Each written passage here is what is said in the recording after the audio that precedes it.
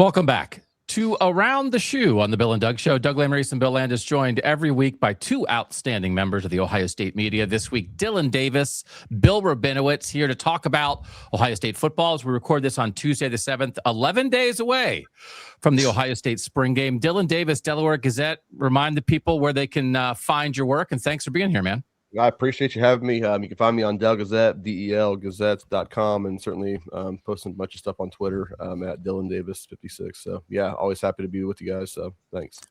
Wonderful to have Dylan back with us. And Bill Rabinowitz back for return engagement. Bill, where can the fine folks find your work? On Substack. I left the Columbus Dispatch, I think as most people know, last September. Yes, I did. I'm not with the Dispatch anymore. I'm on Substack along with you guys, trying to build the Substack brand, right? Trying to get that platform to be kind of common knowledge. Bill on the Buckeyes. It's Bill Rabinowitz Substack. You can find it. Yeah, you can find it. Happy to be here. Yeah. Just walk down the street. If you're just walking down the street somewhere and you say to somebody, Bill Rabinowitz, where can I find that guy? Most people would know. I know where to find him. Bill also is he said he doesn't feel as bad as he sounds, but he might sneeze or cough during the course of the show, which is fine. We have 5 topics about the Ohio State Buckeyes we're going to cover.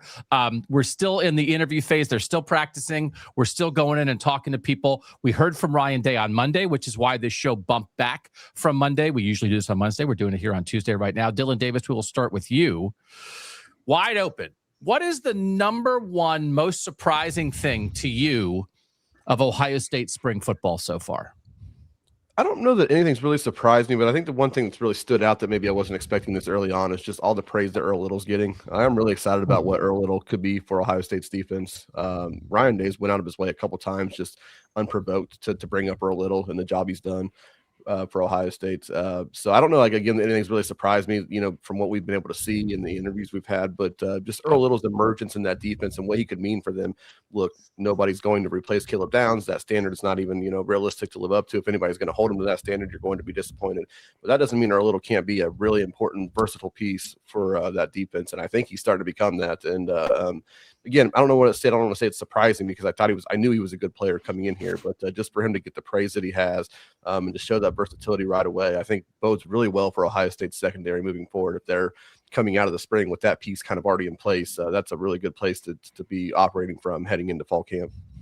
And it does feel like we have to make sure that, and this applies, I think, to a couple positions this year. We have to make sure we're using the right context to evaluate guys like that. Because, Landis, if we use like the Caleb Downs standard, people are going to be walking around like banging their head into a wall all year. But if you say like, well, is this guy a good, smart veteran safety who glues the defense together and does the right thing, then you can evaluate him properly.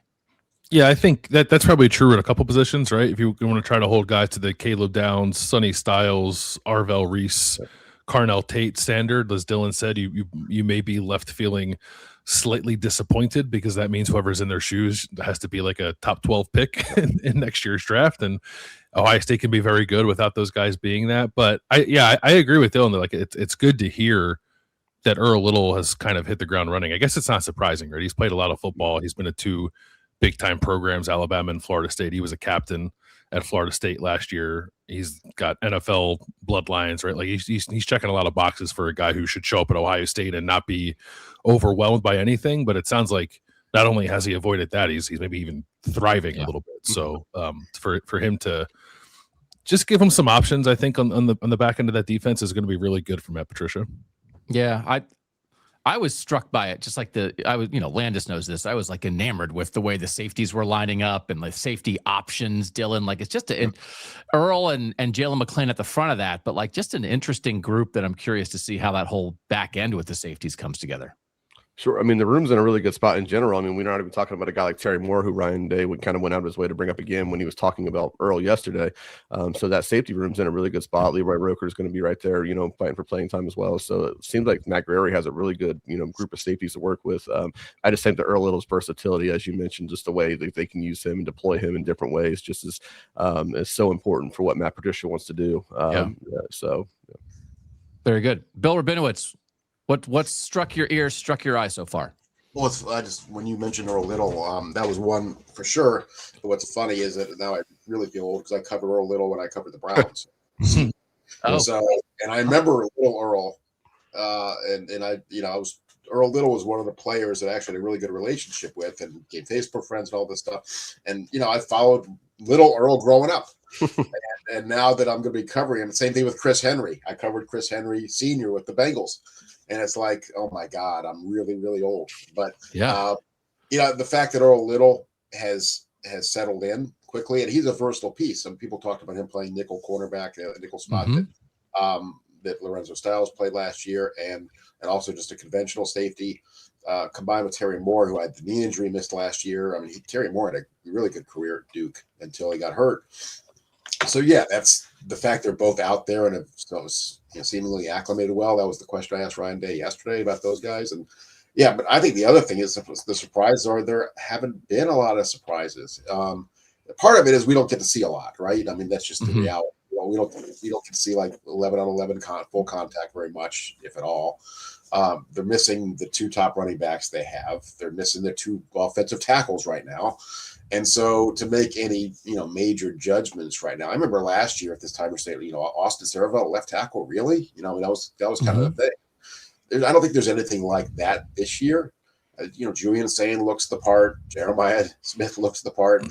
I think the fact that Kyle Parker and Devin McEwen, along with Brock Boyd, who we're going to talk about later, they've got a pretty deep receiver room, which ought to be good news for Ohio State fans. Yeah. Yeah. So maybe the surprise is not that many surprises, right? Because sometimes you go in and it's like, again, sometimes you show up on the first day of spring practice and there's somebody lined up somewhere and you're like, what? And you sort of can't believe that, right? And so, I don't know, maybe we haven't had a moment like that. Landis, what's been your thing?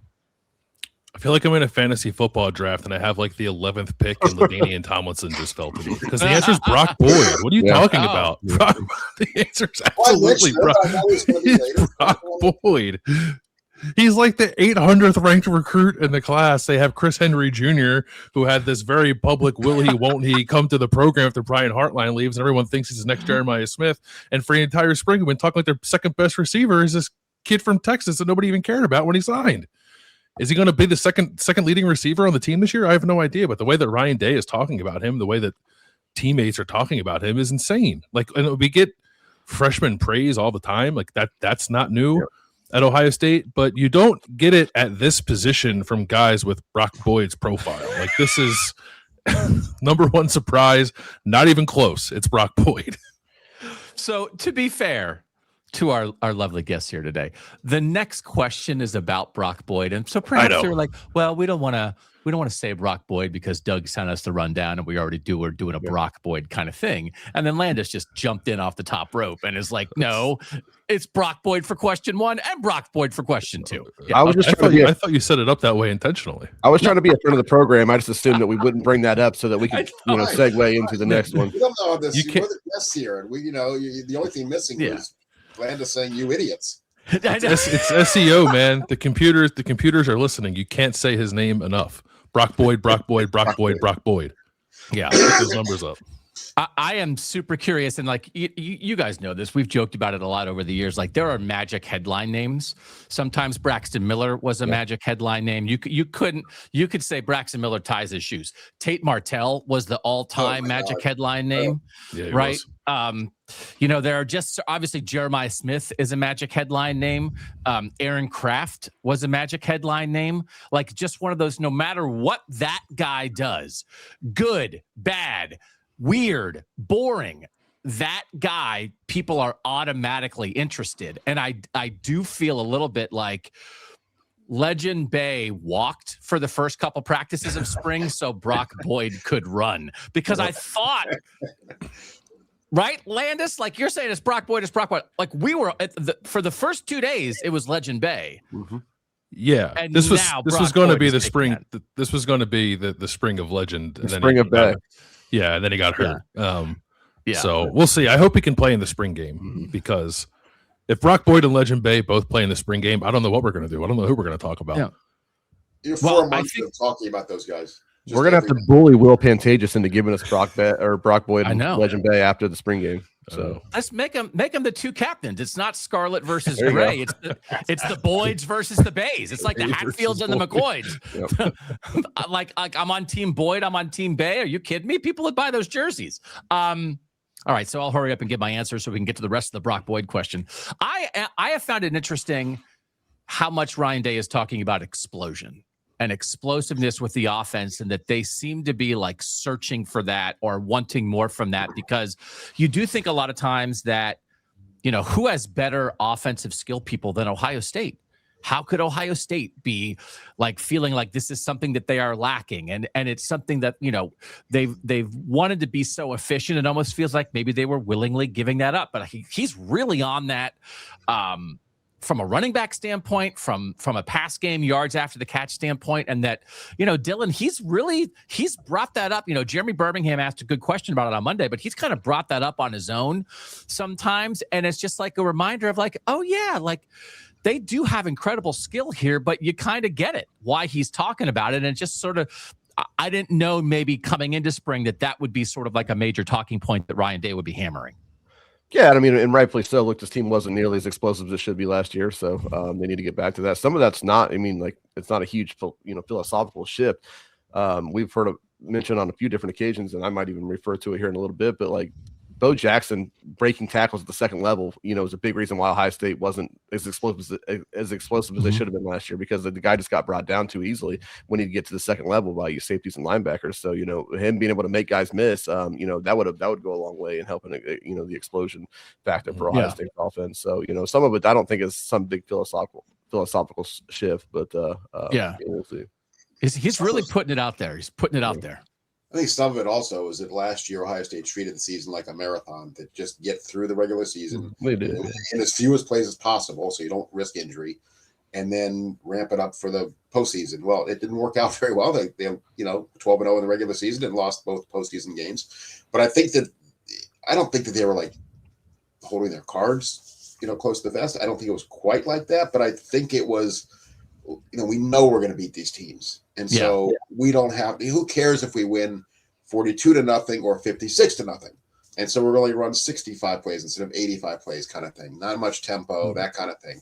So I think that contributed to it. But yeah, and what we hear from Cortez Hankton was, and receivers, yards after catch. Jeremiah Smith, and we didn't have that last year. We were like last in the country. I'm not sure if that's true, but when you think back on it, you think, oh yeah, Jeremiah Smith didn't have, like I think about the Oregon play, where he catches the swing pass that goes for a touchdown. There weren't a lot of those. There were bombs because Julian Sain was really good at that. He was really accurate, but there weren't a lot of intermediate catches that so-and-so was hitting the house, and I'm not sure if that's some of that. It was that, Brandon Innes wasn't as good at that as say, the receivers they had in 24. So right. Yeah. I'm just, it's always just curious to be like what the coach is talking about, what you kind of hear the players parroting, right? When you have multiple players saying something, it's like, oh, why are they all saying this? Well, obviously the coaching staff is talking to them about this kind of thing. So, all right, enough about this. Let's get to the whole Brock Boyd question. Question number 2, Bill Rabinowitz, we'll start with you. Predict the number of catches Brock Boyd, freshman from Texas, will have this season. 3. No. I know. Look, Lance is reaching through. He's got to punch you in the face. I did that. I felt like Paul Lynde on the old Hollywood Squares to get the first joke answer and see if somebody would react. Look, you still have Jeremiah Smith, who's the number one option. You have Brandon Innes back. You do have Chris Henry. You have tight ends that Ryan Day said are better in the passing game than they thought they would be. Bo Jackson's a good receiver. So, he's going to have to fight to get, extensive playing time. Will he get playing time? Yeah, I think he will. I think a realistic figure is probably in the 30 to 40 range. I think that's for a freshman with Jeremiah Smith and the other weapons on the team. If he does that, and some of it is when he does it. Is it garbage time against, at the end of blowouts, or is it significant time when it matters? So that's my guess. Okay.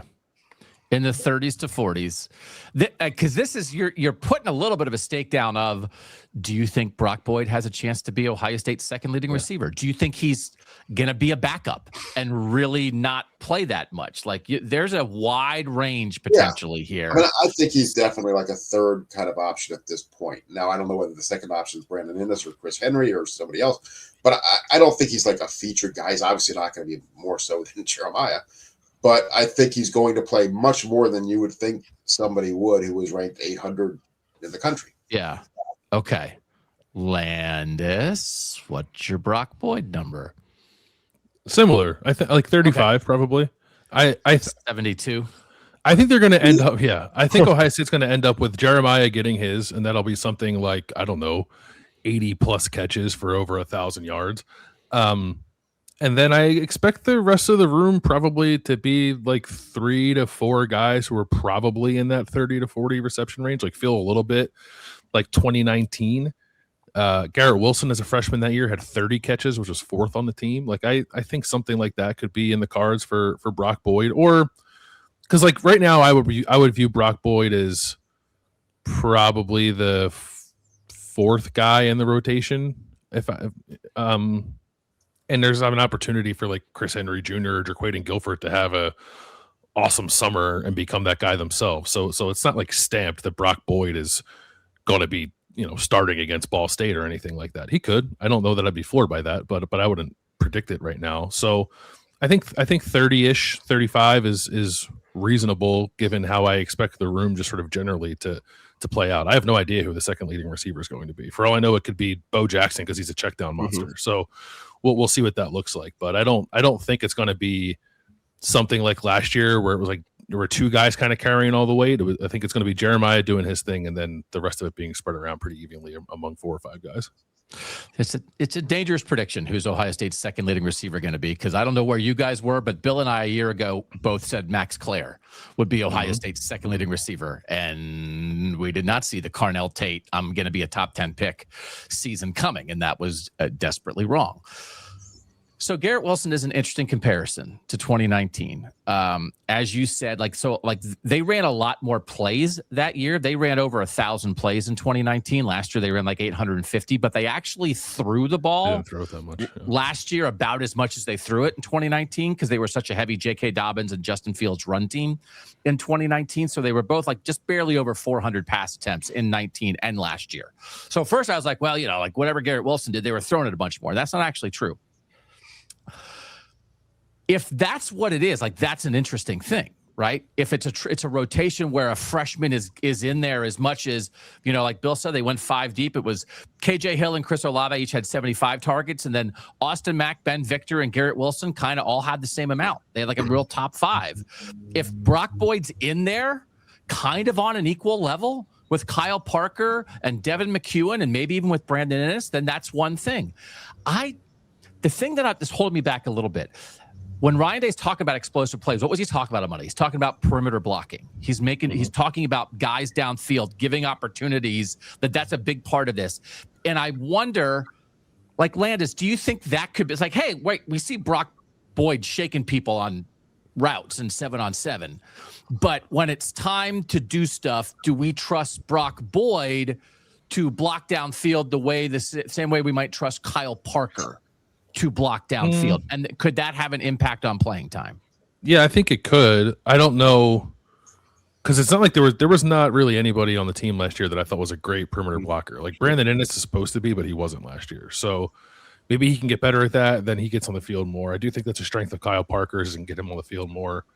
Maybe less so Devin McEwen, but yeah, I think that'll matter. But also, did we ever talk about Garrett Wilson's perimeter blocking like once in his entire career? Like, so I think he caught 30 passes as a freshman. So I think it's a good thing to bring up. I don't think it's something that's going to put us in a situation in the fall where like, well, Brock Boyd didn't play at all because he can't block. I still think he's going to play.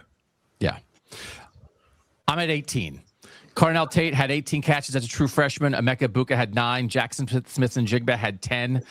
I'm not ready to throw Boyd in the Garrett Wilson. There's a 5-man receiver rotation. Like I think he's going to play like a co-starter, which I think if you're predicting in the 30s or 40s, you guys are like Rabinowitz and Landis. You guys both have in the 30s, 40s. Does that mean you're thinking that Brock Boyd is going to get reps with the ones in games that matter? Or is that in the 30s and 40s? Is that more you're running with the twos, it's garbage time kind of stuff? I think it's going to be a mixture. I think he's got to prove himself with the latter first, get in those games, show he can do it. Now, I mean, again, now that I think about it, I might be a little high on that number. I mean, I don't know. Back off. Let's ride, baby. Yeah. Back off. If I were, I think he's going to have to prove himself. I think he's already doing it. The fact he got his black stripe off so quickly is proof of that. He's, coach's son. They pick up the game quickly. They kind of an innate feel for the game, and I could see him being kind of that slot guy, I guess, a little bit. And, the guy I kind of think of, and again, we haven't seen him that much. We haven't seen him at all in game action, real game action. But, I don't know why Jackson Smith and Jacob pops into my head. I mean, I'm not comparing him to he was good. Receivers in the NFL. It's that jersey number. Well, that may be part of it, at least subliminally. That just kind of pops to my head a little bit. Obviously, different kind of receivers, but just a little bit like that. Yeah. All right, Dylan, what's your number? Well, let me preface all this by saying the Brock Boyd hype this spring hasn't really surprised me as much as it has others, because if you follow recruiting, I think most Buckeye fans realize that he was criminally underrated as a recruit. What he did down at South Lake Carroll, which is a dominant program in the state of Texas, he was criminally underrated. So I'm not completely shocked by this. With that being said, I put it at 11, one for each of his first jersey number.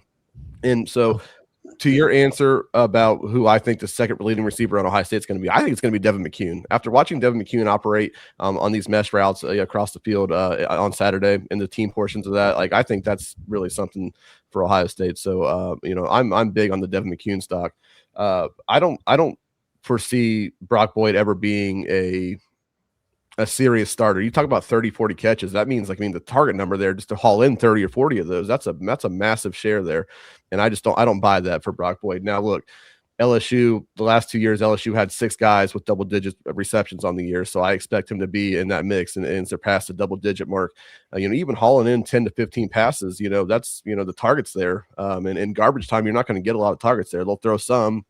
They need to get Tavian some reps and let him, read defenses and all those things if he's going to be next up. But when you talk about garbage time, you're not throwing the ball a ton. So for the sheer target number there, let alone hauling in those passes, there's not going to be a lot there. So I'm just not buying Brock Boyd as a significant part of the offense right now. Again, I think Saturday was eye-opening.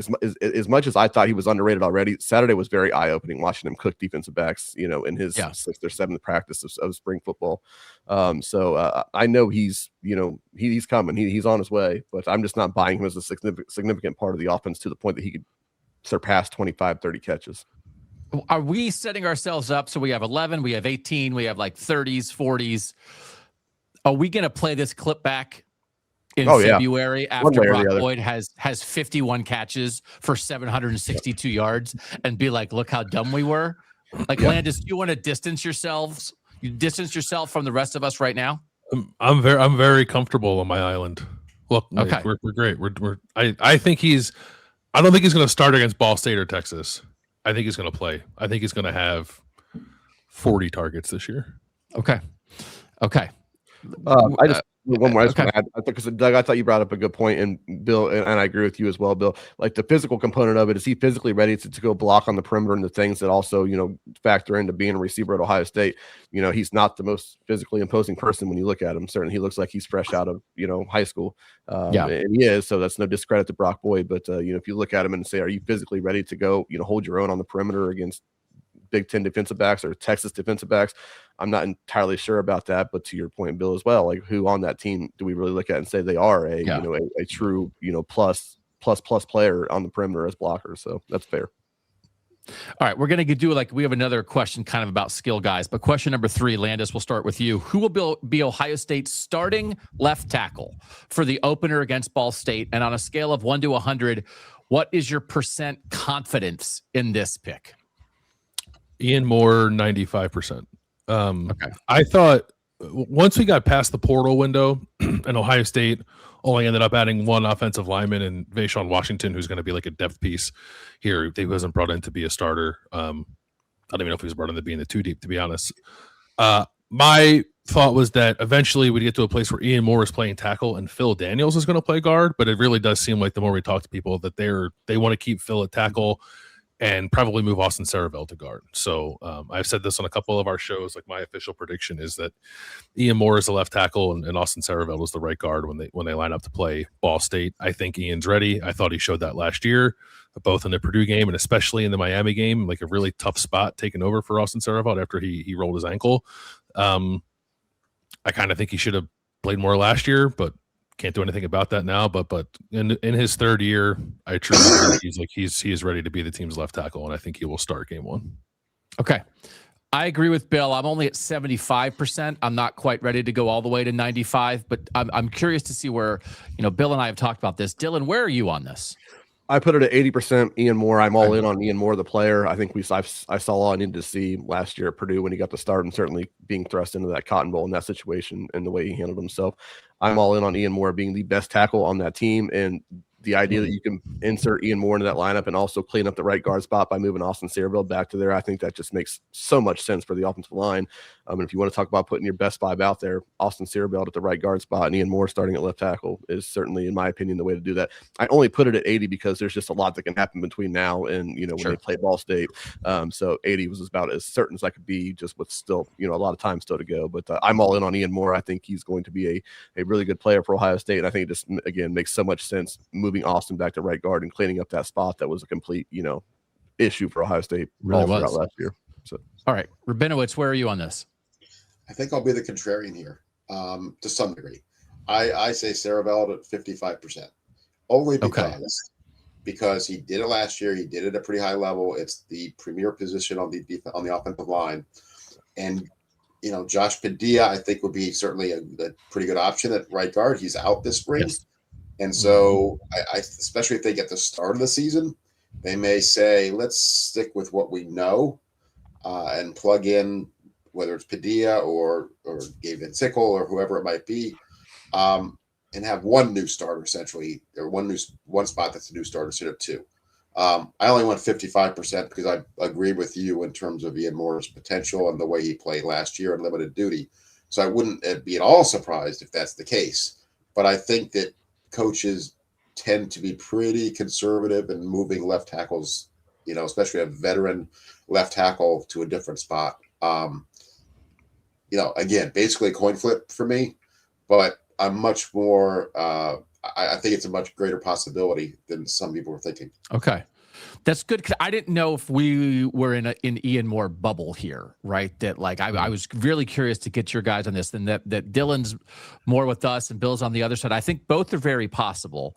The thing that Bill, that you bring up that is so interesting is what if this is really a competition between Josh Padilla and Ian Moore, that they're fine with Saraville at either spot. Right. But what if Josh Padilla comes out in August and they're like, we can't keep Josh Padilla off the field. Right. This guy's.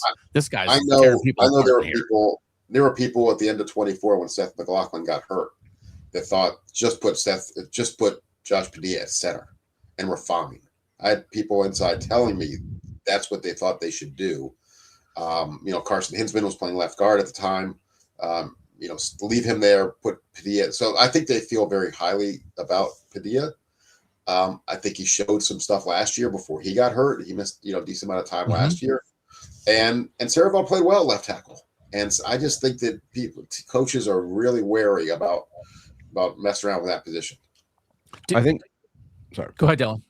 I just want to add a couple things real quick. One, what Bill Landis said about Philip Daniels is absolutely true. I know I have a lot of Ohio State fans who will talk to me about the offensive line, and they say, well, why wouldn't you just put Ian Moore at right tackle and slide Philip Daniels down to right guard? And from all accounts, it sounds like everything that we're hearing and have been told, they want Philip Daniels. They think he's a tackle. He's going to stay at right tackle. So I think people need to kind of dismiss that notion or that idea that they could put Ian Moore at right tackle and slide Philip Daniels down to guard. I just don't think that's going to happen. And then to your question, question. That's a very fair point about, Josh Padilla is he's a real player. Obviously he was a guy, if they were going to make a move at right guard last year with Tegra, like it was going to be Josh Padilla, then he got hurt and that, threw everything off. So that's a fair question about if it's really if coming down, well, you have two guys you can't keep off the field, Ian Moore and Josh Padilla, and only one of them are going to play. And how that plays out is very interesting. So I guess it really is just a matter of whose stock are you buying more? And I think Ian Moore has potential for, first round draft pick, at tackle. So I think they find a way to get that in there. That is one of the, Bill, could that, like Landis, could that be it? That it's in the end, if Ian Moore is not the left tackle, it's not about Ian Moore.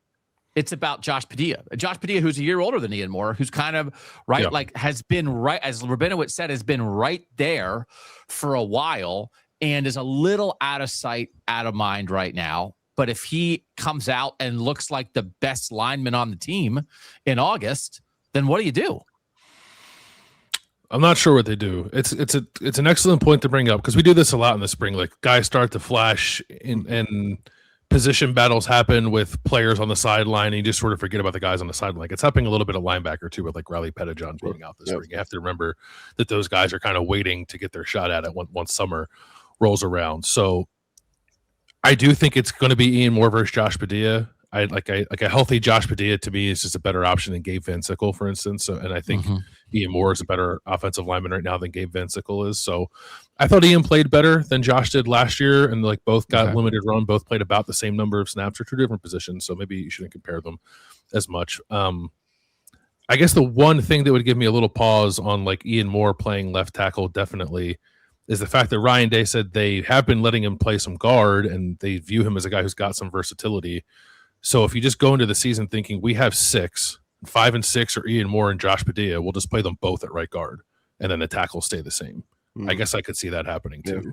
But I don't know. I still feel pretty strongly that Ian Moore is going to be the left tackle. And I think Padilla will play. I don't know exactly how that'll work. I think he can play either guard spot. He can obviously play center. Maybe you can rotate a little bit there depending on the matchups. Maybe you can do some 6 offensive lineman packages in lieu of not having a Will Kasmerick as your really good blocking tight end. So maybe that gets a guy like Josh Padilla on the field too. But he's in a weird spot because he's in his 4th year. He's never started and he's got one more year left after this. So I give him credit for sticking through with it, but I don't know that it's a guarantee that he's going to, be a guy who's playing 400 snaps this year.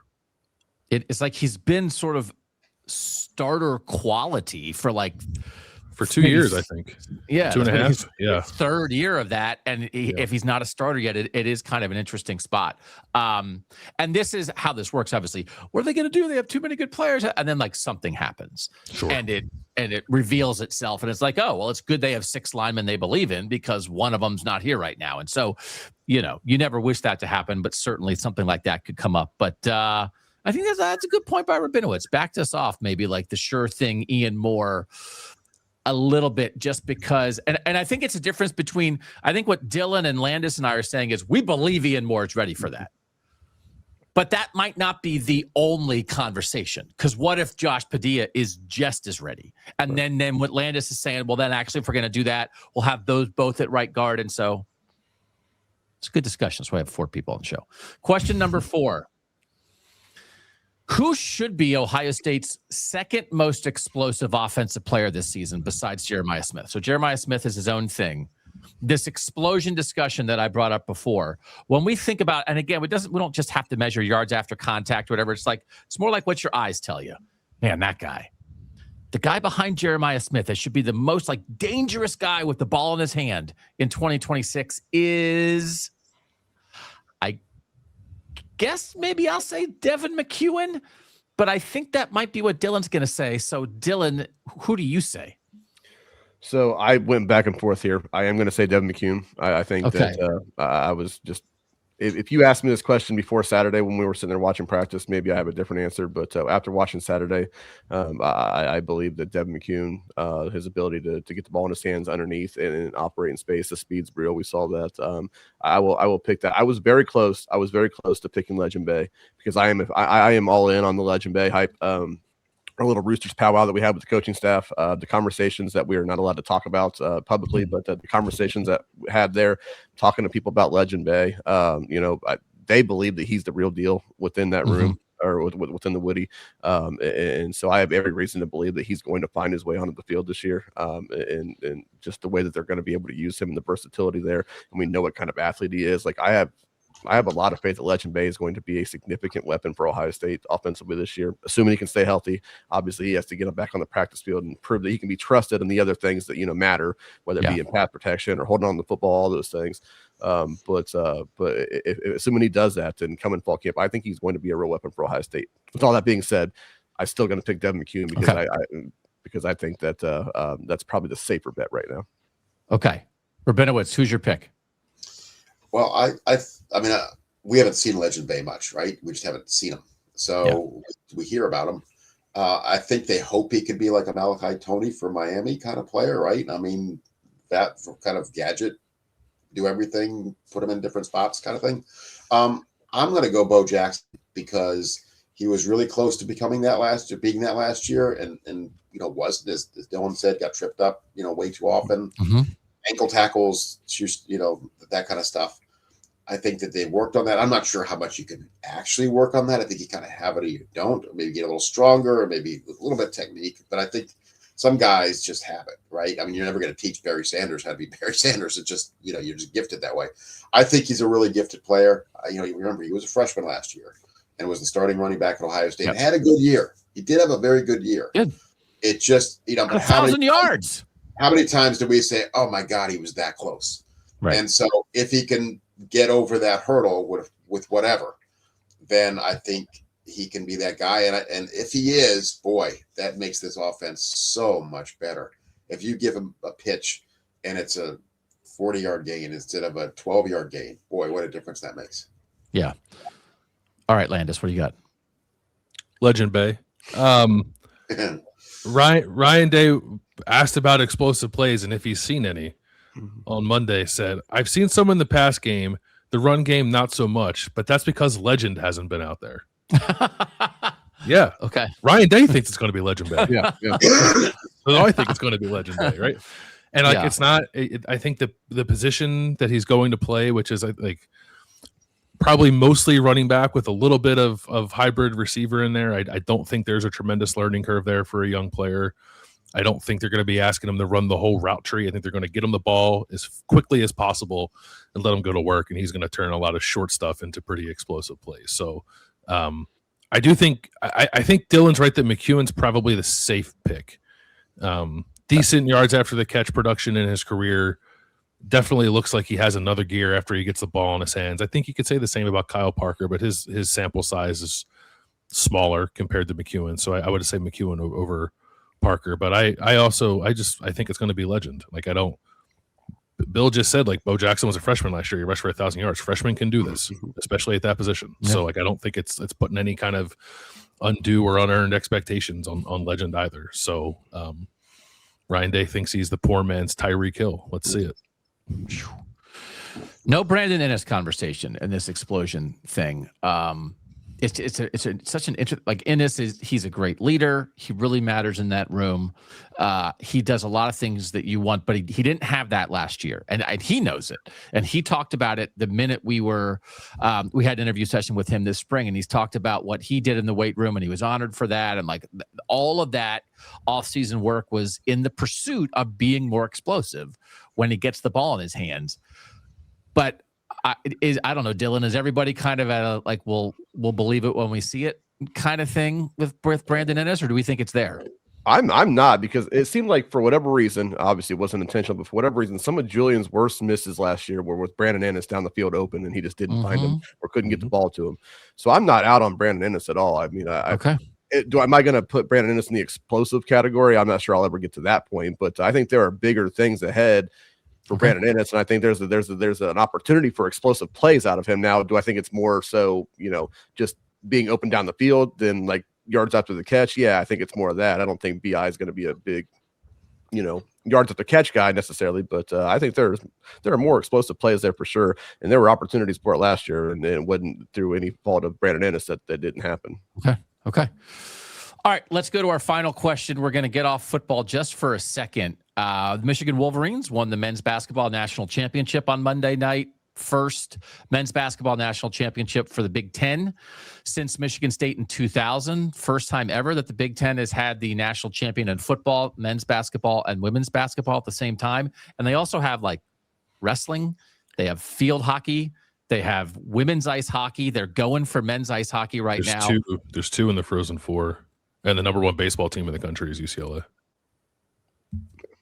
So, I mean, he was just itching for this. Yep. The SEC. He's going to find a way to get it. There's so much blood on this sword because the Big Ten has been running through the SEC in every sport. And it's an interesting thing. Like, this is an Ohio State show for Ohio State fans.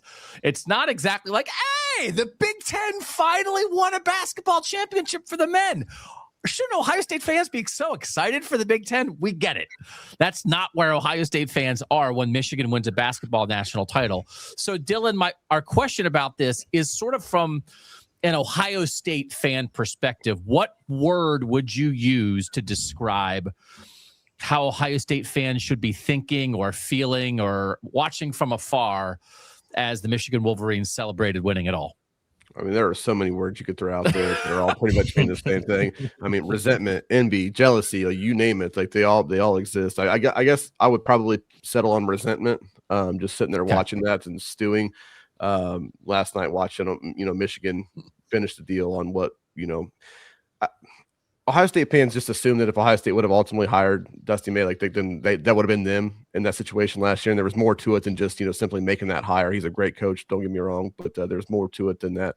But I can understand the resentment last night watching that, feeling like, Ohio State really dropped the ball and missed an opportunity to get a great young coach in there. But I was close to saying, hopeful as my word as well, because it just goes to show you in this landscape of college sports and in college basketball, how quickly you can put a roster together that's capable of going and not just winning a national title, but dominating college basketball. And that's not discrediting Michigan at all. Good on them for, the way they put that roster together, and it was good enough to go win a national title and again, dominate college basketball. So I'm not knocking Michigan on that. So there was an era of Ohio State fans, if they're going to invest in the program, Ohio State fans, should see that it can turn around that quickly. Now, whether you think Jake Diebler is the kind of guy that can take that roster and go win a national title is a whole nother conversation. And whether you're putting him on the same level as Dusty May is certainly a conversation of itself. But in terms of just having the roster to do it, there was an era of hey, Ohio State can go have this. If they're willing to invest in it and spend the money, they can have that as well. They can be right in position to do that. And I personally am still I'm not out on Jake Diebler. So I think if you give him that kind of roster, that Ohio State can absolutely go, make runs like that. Rabinowitz, what's your word? I would probably say envy, just because anytime Michigan has success, Ohio State fans, it drives them crazy. I do think it's a little different in basketball. I mean, it's not the intensity of the rivalry is not the same in basketball. It's just different. And also I think that most Ohio State fans would agree, if not accept or want it to be this way, that there's probably more of a commitment in Michigan, at Michigan, to be, not just good, but great. I always say that Ohio State fans need the football team to win. They want the basketball team to win. I mean, their lives aren't ruined if Ohio State basketball loses to Michigan or anyone else. Mm-hmm. And the other thing is, look, they play in a boondoggle of an arena. I mean, I'm not saying it's going to prevent them from winning a national championship, but it's not a good arena. It's just not. And so it's probably harder to get, everything, the atmosphere, maybe even the players. I don't know how big a deal that is to players, but you go to certain arenas and you go, oh man, I can see myself here, and we can do something special. You go to the shot and you think, eh. And so again, that an arena doesn't preclude you from winning a national championship. But look, when's the last time Ohio State was at that level? It's been 2 decades, basically, right? The Greg Oden Conley years that they were that good. They were a couple of years. What was the 2010 year? They were, could have. That was one of those. Yeah. Right. So, I don't think it's like watching Ohio State football fans watching Michigan win the national championship in 23. That was like, especially with the Cotter Stein stuff came out, that was like anger and like just fury. I don't think it's like that. I think it's like, and a little bit of what Dylan said. Yeah, if they can do it, why can't we? That's like Indiana with everybody in college football, right? If Indiana wins, every program in the country goes, well, why can't we? But I think Roddy Gale being a part of that team, that probably didn't sit well with some people. But I don't think Ohio State fans went to bed steaming last night like they probably did in 23 when the football team won the national championship. But I think there was probably that feeling, we won the last national championship in football, and now they won in basketball. Yeah. Landis, what'd you think? I want to say propulsive, but that's probably too strong. But the reason I say that is because I felt like Michigan winning the national title in football in 2023 very quickly got Ohio State football to get its stuff together to financially invest in the roster in the way that it needed to win a national championship. And football and basketball aren't the same. The rivalry is not the same in basketball as it is in football. I understand all of that, but people don't like when Michigan's good and Ohio State's not. So I wonder what this might do for Ohio State's basketball roster fundraising. I think Dylan makes a good point about even with all that, are you sure you still have the right coach? We'll see. He's going to get a shot to do this, but I'm interested now to see what Ohio State's able to do transfer portal wise over these next 2 weeks. And if there's any different level of commitment because they just watched the team that they still view as their chief rival. I know Jake Diebler does win a national championship by investing heavily in the transfer portal. So I imagine it sucks to be an Ohio State fan, watch Michigan win anything, but maybe there could be lessons learned from that or a way to galvanize some people to make Ohio State better because they're upset about it too.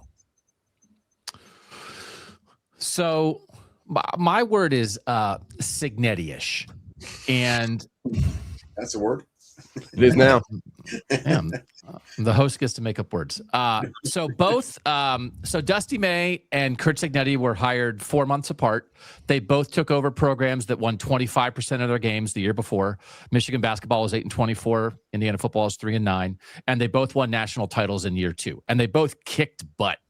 It's like they didn't they didn't get hot in the tournament. It's like Michigan basketball was the best team all year. And if you really had your eyes open, as good as Ohio State was, Indiana was as good as Ohio State all of last year. They didn't sneak up on anybody. They went and did it in year 2, immediate turnaround. And the reason why I think that matters for Ohio State fans is as much as, of course, resources and investment, that matters a lot in this world. But man, if you've got a great coach, you got a chance overnight. And you have to, because sometimes the great coach, it's we're not going to go get Dusty May and then cheap out on basketball. We're not going to, if Curt Cignetti's coming, Curt Cignetti's telling everybody, listen, man, I'm not coming unless we're doing this or whatever, right? Sometimes the act of hiring the great coach that's only coming to your place if they think the investment's going to be there becomes a thing that drives your program. And so I think when it's not just Dusty May and Curt Cignetti, it's Ben McCollum at Iowa, right? It's TJ Otzelberger has been at Iowa State longer, but they were awful and they hired him and they got good right away, right? There's, Hoiberg took a little bit of time at Nebraska, but it's you really can do it. And so the thing that I've really been thinking about is if you watch any of this, if you have a coach, you're fine. So Ohio State football fans don't look at Curt Cignetti and are not envious of Indiana for having Curt Cignetti because they have Ryan Day. But man, when you see these programs where a dude who had won somewhere or really had some juice took a step up and turned it in a nanosecond, it makes you look within and say, do we have that? Mm-hmm. Do we think we have the ability to do that same kind of thing? Is it just about investment? Or I wonder sometimes, are what Dusty May and yes, Michigan built a whole new roster. They brought in a lot of guys. They spent a lot of money. But I'm not so sure that some of this stuff is not just evidence that a single person, one coach, can transform almost anybody overnight. If there's a reasonable amount of investment and you have the right person, and then that would make you think, do we have the right person? Sorry, can I jump in real quick? Yeah. I'm terrified for Ohio State fans what might happen down at Cincinnati with Jared Calhoun going down there after what he did at Utah State. If they have the financial backing, the roster construction to match what I think he is as a coach and what he might do very quickly down in Cincinnati, for Ohio State fans to see that happen down in Cincinnati while Ohio State's still kind of, floundering around as a program, man, that could be a really, really tough sight, on the heels of Michigan winning a national title as well as we're sitting here talking about. So I think that was a very good hire for Cincinnati. And again, if the backing's there financially to build the roster with him, I mean, they could have a quick turnaround and be, again, the preeminent program in the state of Ohio, which they think they are. So it should be. But isn't he just the next Ohio State coach if this doesn't work with Diebler? Well, like I almost think it's good that he went to Cincinnati because he's 90 minutes down the road and we need a new coach. There's your guy. Fair question. I guess, and maybe in this new era of NIL and all these things, again, Cincinnati fans, they think of their program as the preeminent basketball program in the state of Ohio. Is it? And I guess really the answer to that question for me is if people want to assume it's Ohio State, that's only because of the financial backing that would be in place, to make Ohio State that. Because if it's not, then is Cincinnati not the preeminent basketball program in the state of Ohio? Would he just leave? Would he leave there? I think it could be. Yeah, I think it definitely could be. Yeah. I mean, I make no bones about being, like an Ohio State basketball expert. I'm not. But I think it is fair to say that Diebler was a safe conservative hire by Ross Bjork. I mean, he certainly could have had, cast a wider. That's a nice way to say lazy. Yeah. That's again, I'm not, going to pretend like I'm a basketball expert or Ohio State Ohio State basketball expert. But the difference between football and basketball, obviously, is that in football, Ohio State's king of the state. There's no competition. Since they don't go head to head with recruiting and lose to Cincinnati. In basketball, it's different. I mean, this is in some ways a much deeper basketball state. I mean, you have Cincinnati, you have Xavier that wasn't very good this year, but is generally good. Dayton has its moments. We saw what happened with Miami this year. It came out of nowhere. So you could make the case that a lot of years Ohio State's not even close to being the best program in the state. And some of that is because there's commitment to basketball elsewhere in Cincinnati and Dayton and, again, Miami and showed what you can do. Miami, I mean, I've been to Millett Hall. If you've ever been there, it's like, it doesn't even feel like a basketball arena. I mean, I've been there once and it felt like I was in like a library almost. It's just a weird place to watch basketball. And they went undefeated in the regular season. Kent State, Akron, there are a lot of good programs in this state. And so I think Ohio State gets the cream of the crop. If there's a 5-star guy in Ohio, they're certainly more likely to get him than any other program.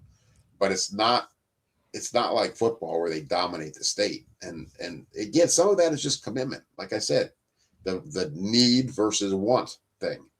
I don't think Ohio State basketball fan. I don't think there are tons of absolutely passionate Ohio State basketball fans. How many Ohio State basketball fans you think care more about Ohio State basketball winning than Ohio State football winning? What percentage?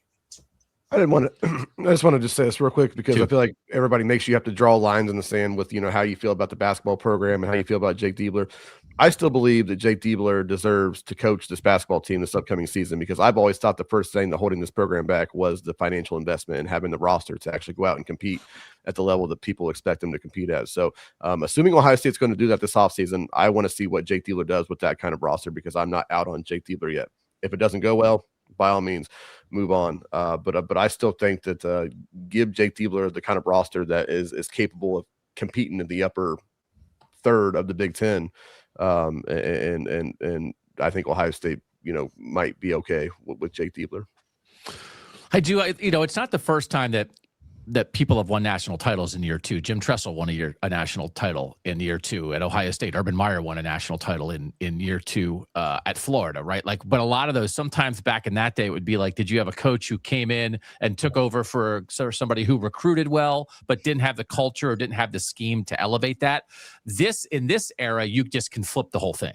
That there was nothing at Indiana, and Kurt Snetti flipped it immediately. Now, Michigan certainly had more, but they were in trouble after Juwan Howard. They could have been in no man's land, and instead they flip it immediately because you don't have to. Well, I got to get a couple recruiting classes and get my guys in, and then whatever, and we'll build up, and then by year 3, 4, or 5, we'll really reflect this new coach. No, you can reflect the new coach immediately. Indiana football reflected Kurt Cignetti immediately. Michigan basketball reflects Dusty May immediately. So I don't know as much as I'm sort of wondering about that, Landis. Like, is it as we get to these point where you have to invest, but also coaching always matters, but does it put even more of a spotlight on it? Like, you need somebody special, because if you have somebody special, you can get everything lined up for that person to win right away. You don't have to wait. You can immediately cash in your investment on a great hire. Yeah, I think that's right. And I think it's more true in basketball than it is in football. Like Signetti, I think, is a slight outlier in football. There are more examples, I think, of fast turnarounds like this in men's college basketball, which is why the decision to not go and find a experienced head coach remains puzzling for Ohio State, or someone who has experience building a roster and working with transfers and understanding everything it takes to get a roster with 8 new players to gel immediately so that you can win. And that's not, again, like Dylan said, like, I think there's a chance that Jake Diebler can figure that out. But I don't know if Ohio State should be living in the world of chances, right? I think you should be going out and finding someone who's shown an ability to do it. Now, this past season, I think Jake has earned the opportunity to try to do it this year, and we'll see what happens. But it goes back to the start of it for me. Like, Ohio State is in this position because it chose not to understand the landscape of the entire sport when they had to replace Chris Holtmann, and it's taken them 2 years to get to this point where, like, okay, they're back in the tournament. That's great, but Ohio State basketball should probably be something more than that. And we'll see if they can get there. And meanwhile, there are some programs in the Big Ten that seem to be elevating themselves. And I don't know where exactly Ohio State fits in that pecking order right now. Well, for any Ohio State fans who are a little upset today about their rival winning the men's basketball national championship, again, just try to find some solace in the fact that the SEC sucks at everything that matters. So, can you imagine the meetings? The meetings that Greg Sankey is calling people to have? Like, what new sport can we invent? Can the SEC try to dominate ultimate frisbee or something? Like, where is there left to turn? I guess baseball season. But you said, who's the number one team in the country? UCLA is the best. Yeah, UCLA. Mm-hmm. Competitive barbecuing. Yeah, I think they got golf, cornhole. Oh yeah, golf. It just pretty good at golf too, though. But yeah, it just meets more. All right, perfect. All right. Thanks to you guys for joining us here on Around the Shoe. We'd like to talk Ohio State football with people who know what's up. So, Dylan, again, remind the people where they can find you and anything they should be looking for from you coming up here. You can find my stuff at Del Gazette, delgazette.com, and certainly posting on Twitter at Dylan Davis 56. I'm not sure what's coming up next. Kind of just going with what we have. Definitely probably going to do something with the cornerback room. I asked Ryan about the cornerbacks yesterday when we were at the Woody. Then we get Tim Walton tomorrow, I believe, right, with some cornerbacks. So I'm gonna put something together on that. Just a little, throw it out there. Like, Dominic Kelly looks fantastic, guys. So Buckeye fans watching, remember that name, because I think he might be a real factor in that. Real deal. Yeah. And what can people be looking forward to from you, Bill Rabinowitz? Remains to be seen. Have to go to my Substack and find out. Nothing for free. Yeah, no books. Yeah, we get Earl Little tomorrow. I can ask him about, do you remember when you were a toddler? Bill is writing a 300-page book about spring football at Ohio State, and what the last 15 practices have been like. Yeah, I am not writing that. I have no plans to write another book. We'll see. You never know. I didn't plan any of the other ones, so who knows? Wait until Ohio State basketball wins that national title next year. Wow. Then, how about that? I will not be writing that one. Okay. Bill Landis, what do we have going on over at the Bill and Doug Substack? I had a story go up today where I dug into, like, offensive line continuity across college football, both like returning percentage of snaps and how many snaps your starting five is projected to have this year, how Ohio State stacks up in that, and what that has meant sort of historically. And by historically, I mostly mean like the last 2 or 3 years. In terms of winning a national championship. I thought there was some interesting stuff in there about where Ohio State stands. So that is up on the site right now. And then Wednesday, you and I are going to do a big explosive plays podcast for our subscribers, and I think it'll be pretty fun. Draft the most explosive players that we've covered here at Ohio State and try to figure out, again, sort of what we talked about today, who's going to be next. All right. Thanks, as always, to the people who lend their time and expertise to us on Around the Shoe. So thanks to Dylan Davis. Thanks to Bill Rabinowitz. On behalf of Bill Landis, I'm Doug Lesmerises, and that was Around the Shoe on the Bill and Doug Show.